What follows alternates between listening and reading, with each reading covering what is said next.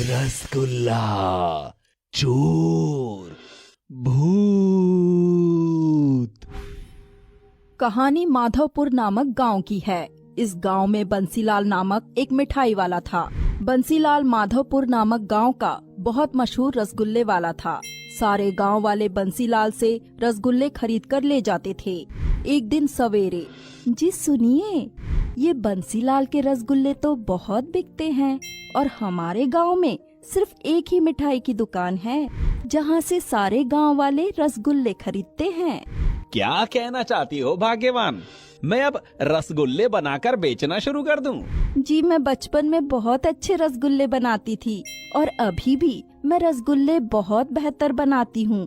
क्यों ना हम एक रसगुल्ले का शॉप खोल लें? इससे हमारी अच्छी खासी कमाई भी होगी और हमारे गांव में दो रसगुल्ले की मिठाई की दुकान भी हो जाएगी। लोकेश को मीनल का सुझाव बहुत बेहतर लगता है और वो बंसीलाल की दुकान के पास एक दुकान खोल देता है। यूं ही कहीं समय बीत जाता है। गांव वाले लोकेश और मीनल के रसगुल्ले बहुत तेजी से खरीदते गए। देखते ही देखते बंसीलाल की दुकान के पास कई सारे लोगों ने अपनी मिठाइयों की दुकान, रसगुल्ले की दुकान खोल दी थी, जिसके चलते बंसीलाल का धंधा एकदम चौपट हो गया था। कोई उसकी दुकान से रसगुल्ले मिठाई नहीं खरीदता था। एक दिन बंसीलाल, अरे ये क्या, यहाँ तो इतनी सारी मिठाइयों की दुकान हो गई है। मैंने तो अपनी दुकान में लाखों रुपए का माल रख दिया है। अगर ये माल नहीं बिक पाया तो मैं बर्बाद हो जाऊंगा। बंसीलाल लोकेश की दुकान पर आता है। अरे भाई लोकेश, मेरी दुकान कितनी चलती थी, पर तुम्हारे यहाँ आने के कारण मेरी दुकान में एक भी गांव का व्यक्ति नहीं आता। ऐसे तो मेरा बहुत नुकसान हो रहा है। तुम कहीं और जाकर अपनी दुकान लगाओ ना। अरे बंसीलाल, पागल तो नहीं हो गए हो? अगर लोगों को हमारे रसगुल्ले पसंद आ रहे हैं और लोग हमारी दुकान से रसगुल्ले खरीद रहे हैं तो इसमें हमारा क्या कसूर? तुम अपनी दुकान में अच्छे से अच्छे रसगुल्ले बनाओ, तुम्हारे यहाँ भी लोग आएंगे। गांव का हर व्यक्ति पहले मेरी ही दुकान पर आता था। जब से तुम सब यहाँ आए हो मेरा धंधा ही चौपट हो गया है। बंसीलाल, जाओ यहाँ से, वरना हम सब मिलकर तुम्हें बहुत पीटेंगे। एक तो तुम हमारे गांव के नहीं हो, फिर भी हम तुम्हें यहाँ अपने गांव में अपना कारोबार करने दे रहे हैं। बंसीलाल गुस्से में दूसरे व्यक्ति के पास जाता है। इसी तरह दुकान वाला हर व्यक्ति बंसीलाल को बुरा भला कहकर वहाँ से भगा देता है।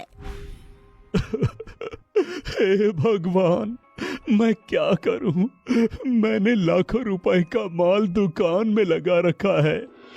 अगर ये नहीं बिका तो मैं तो बर्बाद हो जाऊंगा। मैं लोगों का कर्जा कैसे चुका पाऊंगा? देखते ही देखते कहीं समय बीत जाता है। बंसीलाल का धंधा इतना मंदा हो गया था कि कोई भी व्यक्ति उसकी दुकान से मिठाइयाँ, रसगुल्ले खरीद कर नहीं ले जाता था। इसी तरह बंसीलाल का सारा माल खराब हो गया, जिसके चलते उसे बहुत बड़ा नुकसान हुआ। बंसीलाल ये सदमा बर्दाश्त नहीं कर पाया और उसने आत्महत्या कर ली। अरे भाई लोकेश, इस बंसीलाल मिठाई वाले ने तो आत्महत्या कर ली है।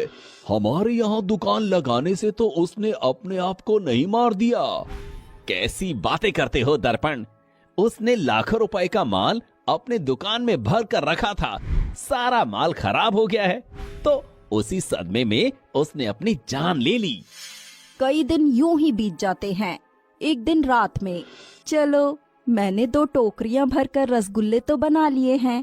अब सवेरे ये दुकान जाएंगे तो मैं इनके पास ये रसगुल्ले की टोकरियां दे दूंगी। मीनल रसगुल्ले से भरी टोकरी वहीं रखती है और रसोई में कार्य करने चली जाती है। थोड़े समय बाद मीनल वापस रसोई से बाहर आती है। अरे रसगुल्ले कहाँ चले गए? मैंने तो यहीं रखे थे। मीनल सारा घर छान मारती है पर उसे रसगुल्ले से भरी टोकरियां नहीं मिलती। थोड़े समय बाद लोकेश घर आता है। जी सुनिए, मैंने 2 टोकरियां भरकर रसगुल्ले बनाए थे और घर में रखे थे, पर अचानक ही टोकरियां गायब हो गई घर से। क्या बात करती हो भाग्यवान? अचानक घर से रसगुल्ले कौन ले जा सकता है? क्या घर में कोई व्यक्ति आया था? नहीं, जब मैं रसगुल्ले रखकर रसोई में गई तब तो कोई नहीं था। और घर का दरवाजा भी बंद था। लोकेश और मीनल बहुत परेशान हो जाते हैं कि अचानक उनके घर से रसगुल्ले किसने चोरी कर लिए। अगले दिन सवेरे लोकेश अपनी दुकान जाता है, पर जैसे ही वो दुकान खोलता है उसकी आंखें फटी की फटी रह जाती हैं। अरे मेरी दुकान से रसगुल्ले किसने चोरी कर लिए? कल रात तो पूरी दुकान भरकर रसगुल्ले थे। लोकेश जोर जोर से रोने लगता है। तभी वहाँ आस पड़ोस वाली मिठाई की दुकान वाले आते हैं। जब वो अपनी दुकानों को खोलकर देखते हैं, उनकी दुकान से भी रसगुल्ले चोरी हो गए थे। अरे भाई लोकेश, हमारी दुकान से भी सारे रसगुल्ले चोरी हो गए। ये सब क्या हो रहा है?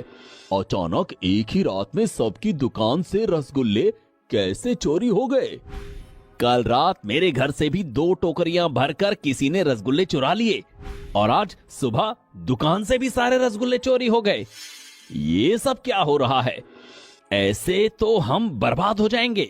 सारे गांव वाले परेशान थे कि आखिर रसगुल्ले किसने चुराए। सारे गांव में तहलका मच गया था।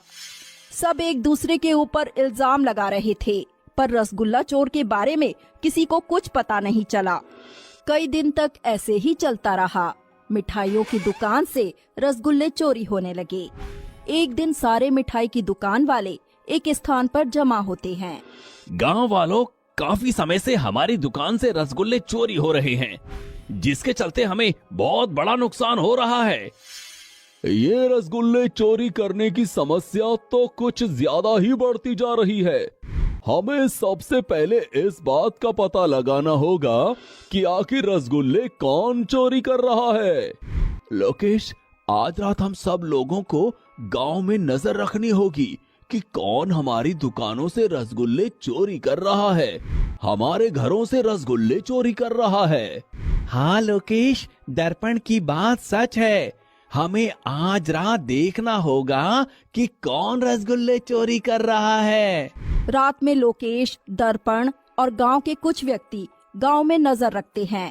तभी उनकी दुकान के पास एक व्यक्ति आता है और वो बिना दुकान का दरवाजा खोले सीधे अंदर घुस जाता है, जिसे देखकर गांव वालों के होश उड़ जाते हैं।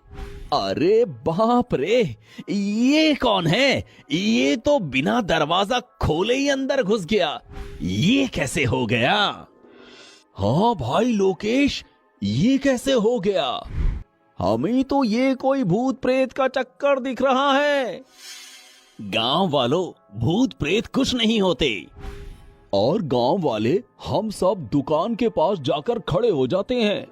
लोकेश गांव वालों के साथ मिलकर अपनी दुकान को चारों ओर से घेर लेता है। वो चोर आज यहाँ से बचकर जाना नहीं चाहिए।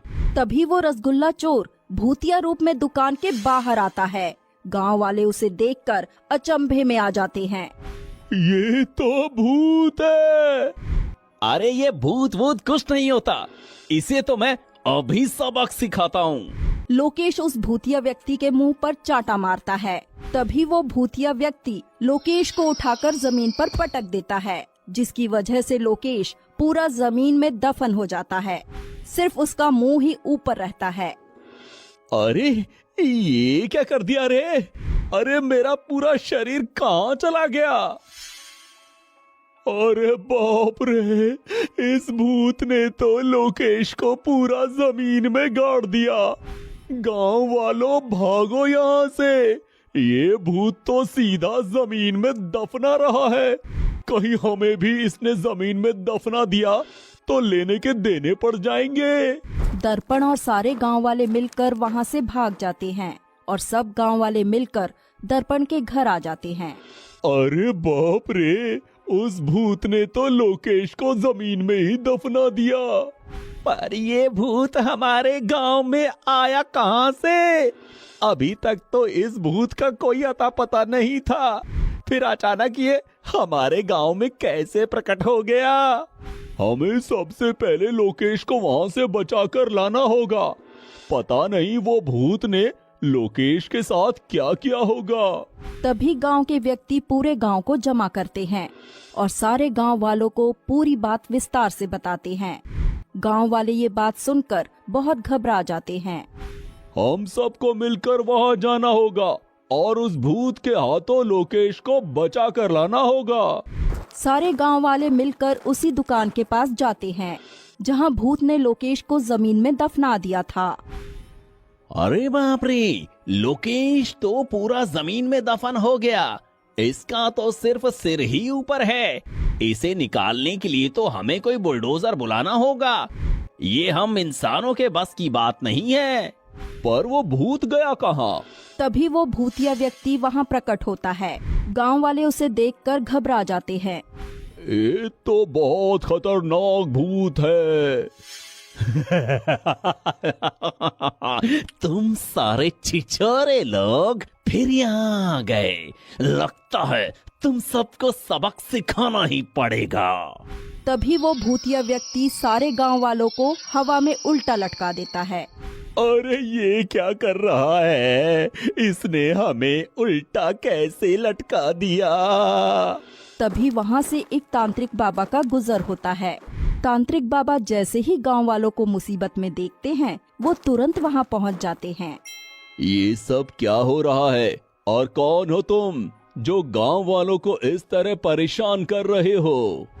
मैं इन सब को खत्म कर दूंगा।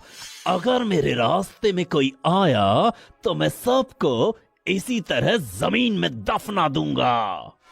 तांत्रिक बाबा भूत के सामने एक आग का घेरा बना देते हैं, जिसके चलते वो भूत उसी आग के घेरे में कैद हो जाता है और वो कुछ नहीं कर पाता। छोड़ो मुझे इस घेरे से बाहर निकालो। कौन है तू और इस गांव में कैसे आ गया?